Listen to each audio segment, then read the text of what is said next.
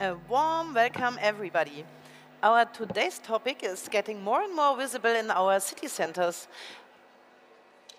Broken windows, people on the streets, it's turning terrible way. So that's why we are here. We're talking about innovative ideas and strategies for future-based urban centers, aligning with the Green Deal. Welcome to Niki from COSH. She's the founder of COSH, Conscious Shopping Made Easy. We have Fatima, Njoya. Yes. She's a freelance journalist, author, moderator, and creative mind. And welcome Daniela Perak. She's owner of Roberta's Organic Fashion in Düsseldorf, and she recently opened her second store. Thank Hi, you for everyone. being here. Niki, let's start with you. You're from COSH, and I just said the problems in the city centers are turning more visible. Can you take us a little bit on the journey, what you are doing, and on what was happening the last years, and why we are there where we are? Okay. Um, so we discovered that, well, one, it's 8% of all the global carbon emissions is coming from fashion retail, and local cities, they have to move towards the Green Deal of 2050, but they have no idea on how to achieve that in terms of retail and measuring the data around it. So COSH is doing three things. One, we make conscious shopping easy for the end consumer. Secondly, we offer visibility to local sustainable stores. And as lastly, we're helping cities to get insights into the data on how the retail scene in their city is moving along. Okay. Yeah. And only to let you know, over there is the COSH booth, so don't miss out to go over there afterwards and dive deep Yeah. into what they are doing, because it's amazing Thank for you. us. Daniela, today's topic is sustainable stores as well. You own two now, and would you let us know what is sustainability for you, and how do you select the brands for your store? I opened my first store, Roberta, here in Düsseldorf at Nordstraße 8 years ago now. And from the beginning, I chose only sustainable brands. And for me, sustainability means organic materials, certified organic materials. For example, cotton, wool, of course, for winter season that we are here for now, and recycled materials as well. But everything has to be certified, and of course also the social working conditions are the other important part of the things that make fashion for me sustainable. To know who is working with the fiber, with the sewing, with the preparing everything and making the garment ready. And I noticed it changed a lot over the last year, how out of how much you can choose. So that is a really good development that I reckoned over the last years, that the brands are really becoming fashionable, that you can choose out of a lot of different styles, and it's far from what it used to be. So this is how I chose two for my store. It has to show that there's a fashion approach to the garments I choose, and yeah, it shall show how interesting also sustainable fashion can be, and it's not only about basic printed shirts, but a nice outfit for any occasion. Yeah. And where's your store located exactly here in Düsseldorf? Both are a little bit Surround- outside the city center. The first one is at Nordstraße. I don't know if you're familiar with that. It's like two metro stops from the Königsallee. And the new one, which opened a year ago now, is south of the city center, but also quite close. So it's circulating the city center, so to say, And in what- young upcoming quarters. So what kind of shops are surrounded?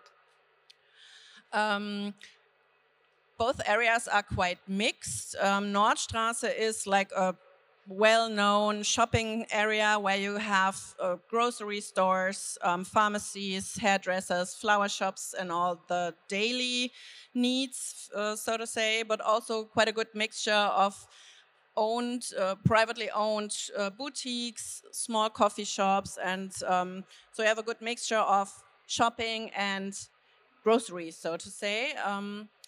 The other people, the other quarter in Unterbilk is like a hipper quarter to Düsseldorf. You have really nice and curated shops there. You have a younger audience, and I think it's also quite well-known area for tourists. If people are coming to Düsseldorf and are looking for a special place to go, they would choose Unterbilk because it's a really nice and attractive mixture of small concept stores. And the brands you have in your stores, are the same in both stores, or is it a little bit different? Almost the same. I had to leave out some brands in the new shop because there was another boutique nearby which shared those brands, so I didn't take them there. But I choose out of the collections that I have a little bit different styles for each store because the collection is big enough for most of the brands now, so you can choose for a younger audience, for a grown-up audience, and split these a little bit. We are talking about city centers, Fatima. Is this where you and your generation is going for shopping, or how do you shop? Okay, first of all, I'm Gen Z to frame it here, so that's why she's asking me. I would say it's a mixture. I do love online shopping because I can do it on the go, at night, wherever, like from my smartphone, put it in the basket, get it to my place or wherever I am, also like the next day. But sometimes I also like to go to cities, especially when I want to try things on. When I don't know, I saw a brand online and I saw a dress that I really liked.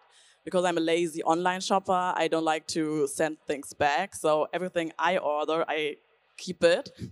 That's why sometimes I really like to go to the city to actually try it on and see how the sizes are behaving.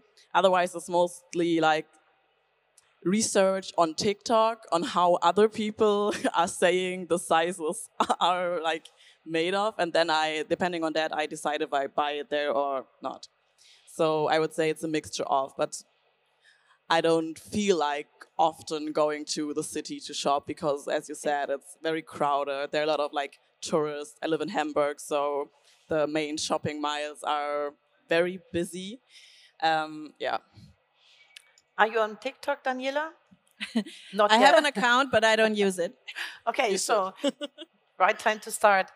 Niki, maybe let's talk a little bit about COSH. What does it exactly mean? What's your journey, starting like from the platform to where? For consumers, for instance. So first of all, COSH stands for conscious shopping. So it's those two words combined. And as a customer, if you don't know where to start, you can easily go, for instance, to the brand overview page. And then you say which style you have. You can make a style profile, which kind of budget you're shopping at. And we will offer you a range of brands that are actually aligning with that. You could even select your own values like vegan or fair trade. And then we show you all the brands. But connected to all those brands, we will give you the most local shop where you can go shop that brand. And for Generation Z, there's a button to click to the web shops of the local stores. But at least you're shopping locally, even if you're shopping online, and you're keeping the money in your local communities, which are also helping a lot of social projects with your tax money, or with the taxes that are paid by purchasing locally. The second option is you go directly to the stores and then you zoom into the map to any of the city of your choice. We're currently active in 25 cities in 4 countries. The platform is also live in 5 languages. And there you can just directly zoom into a city, add shops to a personalized route you want to make, and start exploring the local scene. 4 countries. One of those countries is Germany. Where are you in Germany? We launched in Germany by taking over green fashion tours and circular economy tours from Berlin. So we're active in 5 cities, but we're officially launching with the first city on the 11th of April. So this is the first time I'm announcing it out loud, but the Council of Düsseldorf is the first one to be fully on board of COSH. Yeah. So you mentioned yeah. Thank you to the council who is in the audience. Thank you. You mentioned the council. How is the thing going on? Why are you working with councils? Because Green Fashion Tours was working differently. It was the similarity was that they were also making maps inside cities. The difference is that we are collecting data from the fashion brand supply chains. We connect that to the local stores. And as such, we can give cities insights, or we're working on that path, to give cities insights on how the local retail scene is making that shift, how they are transitioning to more local and sustainable shopping. And here in Düsseldorf, the collaboration is with Visit Düsseldorf, so the tourism office in this case. In Amsterdam, it's the Department of Waste, who we collaborate with because we're in terms of circular economy. So here in Düsseldorf, I think... I don't know, I cannot answer in your name, but I think there's a big interest also in our Belgian and Dutch community coming to the city. Daniela, thinking about the data, do you already work together with Niki? We are starting the cooperation. We actually talked the first time, I think it was less than 2 weeks ago. 2 weeks ago, yeah. Quite shortly only, but she told me about her project, or it's not a project, it's a big company by now. And I was really happy about her approach, and I was also really happy that the city of Düsseldorf was completely in it from the beginning, because Düsseldorf still has a way to go concerning sustainable shopping and sustainable stores and retail as in general. But I think it's really a big benefit for the customers to learn more about where to shop and where they can find their favorite brands, and set up a little tour guide if they are going to Amsterdam or Antwerp. I think it's a complete universe of a community of shops, brands, and customers. So I hope this will really grow quickly and everybody will benefit from that. So we can find the shops on COSH. Coming to you, Fatima, we heard that you are using TikTok, but is this the only source where you find new stores and brands in towns? I would say it's a lot of like the internet in generally, but not always. I feel also like word of mouth, and we're speaking about communities, and I think especially if you want to go with like local brands or small designers or sustainable brands, the peer group communication is one like big topic, because you trust them, and if they recommend you something, you are more likely to buy it. So I think it's a combination of asking people where they're like to shop, then researching it on the internet, and also if someone like tells you a name, you want to see for yourself, what are they doing, where are they producing, are the price points, and also how are they presenting themselves online, because I wouldn't be that likely to buy something from a brand if I have the feeling that the diversity abroad isn't as I wanted it to be. So I think it's the combination of, and coming back to the TikTok thing, when I'm researching a brand, the first thing I do is check it on TikTok or like Instagram. And if I don't like the look and feel of the Instagram, I might not click the link online. I can completely understand. I'm on Instagram actually, so at least one. I find it very interesting that you say that, Fatima. So there's 2 things I would like to add there. So for instance, from a COSH perspective, when we launch in cities, we also really cater to bring that diverse audience and diverse influencers to the local communities in order to reach different target groups as well. So, and can be helpful also for stores, because very often stores, they don't have the budgets to do photo shoots, to get all these influencers in, and so on. So that's one of the benefits. So it on top of the platform of what we're having. So this is also coming for Düsseldorf, so which is a nice addition. So yeah. And I think it's important that people, or like people from my peer group, I would say, see themselves in the clothes. And sometimes you can imagine it for yourself, and then also you won't buy it if you have the feeling it's like too old, too young, too techy. Because to actually like go into the store and try something on, it needs effort. And if you don't like feel attached or caught by something in the window or the presentation, you won't go there. The audience, how do you reach your audience, and what kind of audience do you have? Are they returning many times, or are there new people coming by? And what's the role of tourists, for instance? In my first store, the one for 8 years now, by now I have a lot of returning customers that are really helpful with the word of mouth communication to their peer group, which is really helpful. But of course, I still have new customers, but they are mainly coming from the quarters where the shops are in. So it's quite a local group of people coming in both stores, actually. Unterbilk, the new store, has a lot more international people living in the area, and of course we get to notice when there's a big trade fair in the city, and a lot more international people and tourists are coming in. But mostly it's the local community that live there. Yeah, and I try to be on Instagram. I've got a newsletter, which is kind of an old world communication way, probably, but it's still working. It works. And because you have the direct way, no? And Instagram is also something that we do, but we need to improve there for sure. But I think which is important is the mixture of being a local store where people can actually go, and on the other side, the web shop, the Instagram account where people can see how we are and who we are, of course, and to combine online and offline world to make it a whole holistic experience. Yeah. Coming to the Green Deal, Niki, can you give us a quick insight in this huge topic, and what does it mean for stores and cities? Okay, it's not quick, I know, but yeah. There's a huge amount of laws coming, changing in every different country, and because we're active in 4 countries, we need to be on top of everything.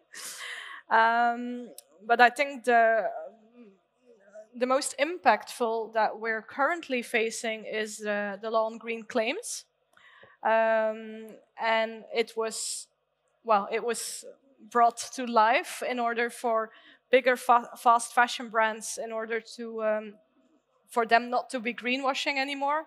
But it's also affecting a lot of local and smaller designers and shops, because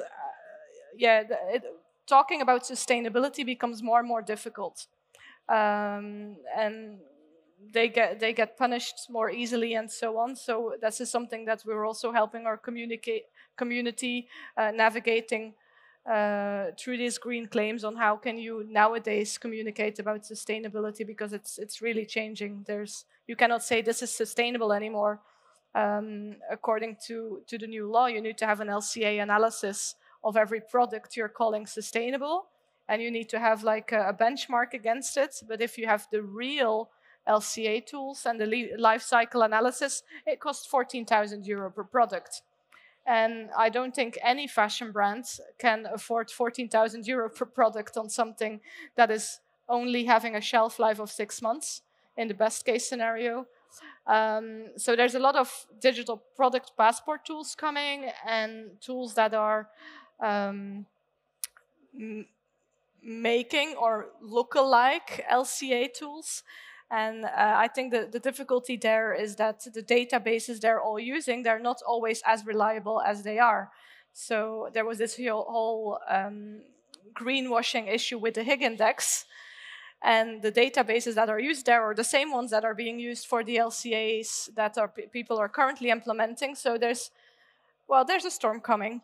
But we do try to keep a critical eye. And the way that our own brand index is built is, one, you take the biggest problem with the LCAs or the life cycle analysis is basically that you have this whole database stating whether a material is sustainable or not, but it's actually only calculating from growing the fiber till it's an uncolored yarn.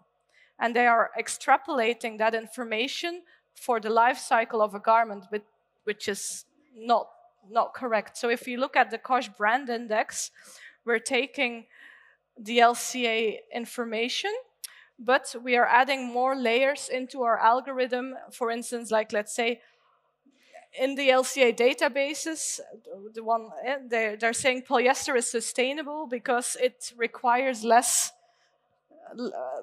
energy to make it into an uncolored yarn. But then you need to add so much dyes and chemicals in order to have that undyed yarn into a yarn that is used for production. On top, it's releasing microplastics, and if it ever ends up in landfill, you're creating a huge waste problem. So the way that our current brand index is working is actually adding all this extra information on it, on top of the existing things. But there's a lot of changes going. We investigated ourselves, what if we would make new LCA databases, and it would cost about 40,000 euro per fiber to make new databases. So no one is doing it at the moment. But you said you're helping brands. How is it looking like? Is it like you're doing workshops, or you're selecting data, providing data? If it's, let's split it, because we have the stores and the brands in the COSH network. If it's the stores, they're members of our platform. Since 2-3 weeks, we have store dashboards. Within the store dashboards, they can see how the brands are evolving, so how the sustainability of the brands are fluctuating, so they can make different buying decisions, but they can always call us for information. With the brands, when we analyze brands and we interview brands, we curate a list of things that we're worried about where a brand is potentially greenwashing. We curate that list and we go into an interview with the brand, or we ask them more details. And while asking all the proof of the green claims they're making, by asking the proof, we're also teaching them what to look out for. Yeah. Okay. So coming back from data, going back into the city centers, how are city centers, what a future-proof will look like? I want to hear from all of you. Well, I think go ahead. Maybe they need to be more attractive, because when I think of the city, I'm never in the center, because there's no reason to go there besides if I go to the office. And otherwise, I just go there with like friends, family who are visiting, just like to show them the city center, or if there's like a special event or a special store I want to visit. And I think I'm more in like smaller quarters, as you said. Maybe, I don't know if you're familiar with Hamburg. You go to the Schanze because there are now a lot of local shops, there are cafes, like there are bars. And I think if you make the city center as attractive as like the scene quarters, you could attract like more younger people hanging there, because at the evening when all the shops closes, like all the people like working there are gone, there's literally nothing to go there. And I think if you can get like more, I don't know, create a hype around the city, or make it more like comfortable to be there, to sit there outside, I don't know, then people would come more often there and also explore new shops there. But I think it's also a question of how affordable is renting a place there. And I think if you're a small sustainable label, you cannot afford to be in the city center. And I think that's a very important topic we need to tackle. I know in Hamburg we have this like, it's not an NGO, but they try to kickstart small brands, and they rent places that are empty. And so small brands can come in there. And if you can combine it with this approach, maybe then the cities would be like more attractive to go. Yeah, I think there's definitely it's a question about the rents for stores. Nobody can afford a rent like on Schadowstraße here in Düsseldorf. But I think what is more important to make cities attractive again is to make them more diverse, because by now, I can speak mainly about Düsseldorf. There is much of the same, like in any other brands. You don't have individual small stores, and everything is about consumption only. You go to the center while the shops are open, but after 7, everything is empty there, and you don't have any reason to go there. This is something that has to change. You have to open up more kind of an experience space with attractive restaurants, cinemas, theaters, or so, which are taking the people back to the city centers. This is mainly what we have in the quarters now. You have this mixture of restaurants, stores, whatever, things which is worth going, and that are building the heartbeat of the city, so to say, that make cities attractive for people to go there. Because you have like 100 H&Ms in any other city. So that's not the reason why people are coming. And all of the cities now have like tens of thousands square meters of rental space empty with the Galleria bankruptcy. This is something that every city has to work on and make the best out of the empty square meters, because there's so much opportunity, and I didn't get any good ideas how to deal with this by now. So if anyone can come up with a good idea for this, more than welcome. Plenty of ideas, we only need more money, right? To implement all the ideas. Yeah, I think if you look at it also from a tourism perspective, and if you look at the trends on what retail needs, is people need more connection again. And we see more and more retailers also organizing workshops in order to connect with their communities, and that's a way to get people into the shops and into the city centers again, to really have that personal connection. And also when you look at tourism, people will travel more based on their values, and they were looking to connect with people who have the same values, and that's a big part of what we do with COSH as well. Yeah, I'll end it there. Okay, thank you so much. Do we have maybe some questions from the audience? Don't miss the chance to ask these experts. Haben wir Mikro?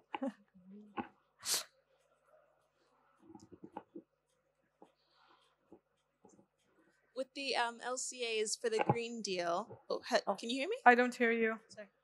Sorry. Can you hear me now? It's getting better, but is it better?